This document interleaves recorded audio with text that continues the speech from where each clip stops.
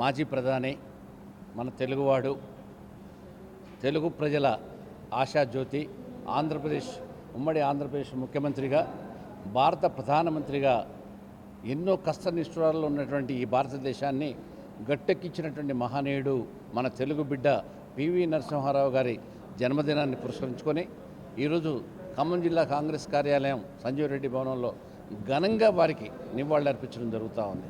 PV Narasimha Rao గారు ఒక తెలుగు బిడ్డగా ఈ భారతదేశంలో దేశమే కష్టాల్లో ఉన్నప్పుడు బంగారాన్ని తాకట్టు పెట్టేటటువంటి పరిస్థితి తీసుకొచ్చిన గత ప్రభుత్వ పాలకులు ఆ టైంలో ఈ దేశానికి వచ్చిన తర్వాత సంస్కరణలు తీసుకొచ్చి సంస్కరణలతో పాటు ఒక ప్రభుత్వ ఉద్యోగిగా పనిచేస్తున్నటువంటి ఒక గొప్ప మేధావి అయినటువంటి మన్మోహన్ సింగ్ గారిని తీసుకొచ్చి ఆర్థిక మంత్రిగా ప్రవేశపెట్టి ఈ దేశంలో ఆయన వచ్చిన తర్వాత కొత్త నడవడి, కొత్త పరవళ్ళు దొక్కించిన మహానీయుడు పివి నరసింహారావు గారు. ఇవాళ ఆర్థిక పరిస్థితి ఇప్పుడున్నటువంటి పరిస్థితుల్లో ఆయన ఇంకా కొంతకాలం ఉండుంటే ప్రపంచ దేశాల్లో ఏనాడో మూడో దేశంగా మనం ఈ దేశంలోని ముందుకు తీసుకెళ్లేటటువంటి పరిస్థితి జరిగేది.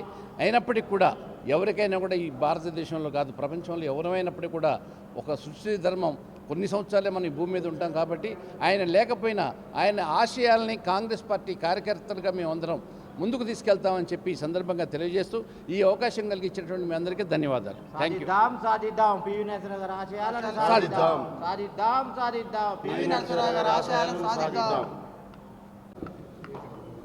అందరికీ నమస్కారం. ఈరోజు కీర్తిశేషులు మాజీ ప్రధాని పివి నరసింహారావు గారి జయంతి వేడుకలు కాంగ్రెస్ పార్టీ ఆఫీసులో వేడుకలు జరుపుకుంటున్నాం. అలాగే ఖమ్మంలో ఉన్న స్టాట్యూలన్నిటికీ కూడా పూలమాలలు వేసి అందరూ ఎవరి ఏరియాలో వాళ్ళు పూలమాలలు వేసి వేడుకలుగా చేయటం జరుగుతుంది. అలాగే లకారం ట్యాంక్ బండ్ దగ్గర స్టాట్యూ ఉంది పివి నరసింహారావు గారిది, దానికి కూడా దండ వేయటం జరిగింది. ఇప్పుడు కాంగ్రెస్ పార్టీ ఆఫీసుకి వచ్చి దండ వేయటం జరిగింది. పివి నరసింహారావు గారు ఆశయాలకు అనుగుణంగా అందరూ కూడా నడవాలని చెప్పి, అలాగే ఆయన రాజకీయ దురంధరుడు, అపర చాణక్యుడు అని పేరు ఆయనకి.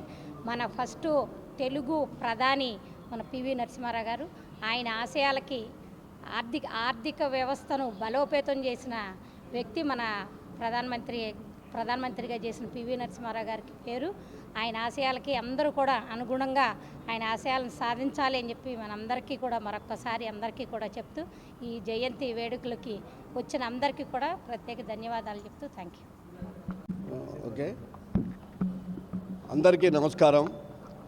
భారత మాజీ ప్రధాని స్వర్గీయ పివి నరసింహారావు గారి 103వ జయంతి అత్యంత ఘనంగా దేశవ్యాప్తంగా కూడా జరుపుకోవటం జరుగుతూ ఉంది.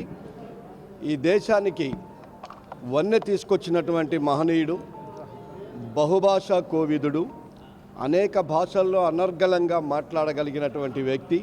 అలాగే ఈ దేశము కొన్ని క్లిష్ట పరిస్థితుల్లో ఉన్నప్పుడల్లా కూడా దేశంలో ఉన్న పరిస్థితులను బట్టి ఆనాడు కాంగ్రెస్ పార్టీ భావజాలాన్ని, అలాగే ఈ దేశ ప్రతిష్టను కూడా, అంటే ఒక సందర్భంలో ఈ దేశంలో ఆర్థిక సంక్షోభం వచ్చి చంద్రశేఖర్ గారు ప్రధానమంత్రిగా ఉన్నప్పుడు ఈ దేశ ప్రతిష్ట దిగజారిపోతూ ఉంటే ఆర్థిక వ్యవస్థ చిన్నాభిన్నమయ్యి ఈ దేశంలో ఉన్నటువంటి బంగారం మొత్తాన్ని కూడా విదేశాలకు తాకట్టు పెడుతున్నటువంటి సమయంలో కీలక నిర్ణయాలు తీసుకొని మళ్ళీ దాన్ని మనం ఈ దేశానికి ఆ బంగారాన్ని ఇడిపించి తీసుకొని వచ్చి మన్మోహన్ సింగ్ గారు లాంటి గవర్నర్ని, అంటే ఆనాటి రిజర్వ్ బ్యాంక్ గవర్నర్గా ఉన్నటువంటి మన్మోహన్ సింగ్ గారిని తీసుకొచ్చి ఆర్థిక మంత్రిగా చేసి ఆ రోజు ఆర్థిక వ్యవస్థ పూర్తిగా గాడిలో పెట్టి దేశ ప్రతిష్టని నిలబెట్టినటువంటి వ్యక్తిగా అనేక పదవులని ఆ ప్రతి పదవికి కూడా వన్నె తీసుకొచ్చినటువంటి గొప్ప నాయకుడు పివి నరసింహారావు గారి అడుగుజాడల్లోనే యావత్ కాంగ్రెస్ పార్టీ నడుస్తుంది. అఖిల భారత కాంగ్రెస్ కమిటీ అధ్యక్షుడిగా, ఈ దేశ ప్రధానమంత్రిగా, ఈ దేశ రక్షణ మంత్రిగా, విదేశాంగ మంత్రిగా